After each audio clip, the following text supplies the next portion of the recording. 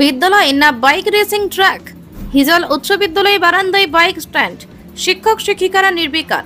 একটা সময় ছিল যখন বিদ্যালয় মানেই ছিল জ্ঞানের মন্দির, শৃঙ্খলার পাঠশালা, কিন্তু এখন সেই পবিত্র চত্বরে চলছে বাইক শো অফ।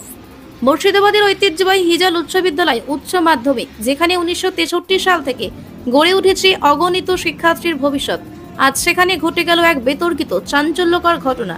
ভিডিওতে ধরা পড়েছে বিদ্যালয়ের বারান্দায় দুজনার ছাত্রী ছাত্র বাইক নিয়ে চলছে রেসিং ও স্ট্যান্ড, একেবারে প্রকাশ্যে দিনের আলোয়। আর আশ্চর্যের বিষয়, শিক্ষক শিক্ষিকারা ছিলেন পাশে, কিন্তু যেন সবই ছিল তাদের কাছে স্বাভাবিক, নীরব, নিশ্চুপ।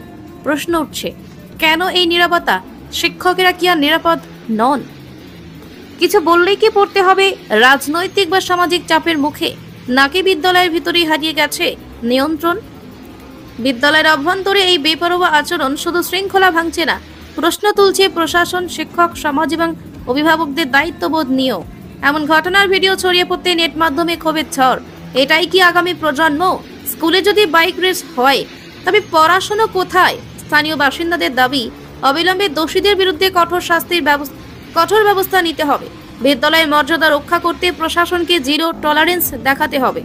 একটা বিদ্যালয় যদি নিরাপদ না থাকে, তবে কোথায় গড়বে আমাদের ভবিষ্যৎ?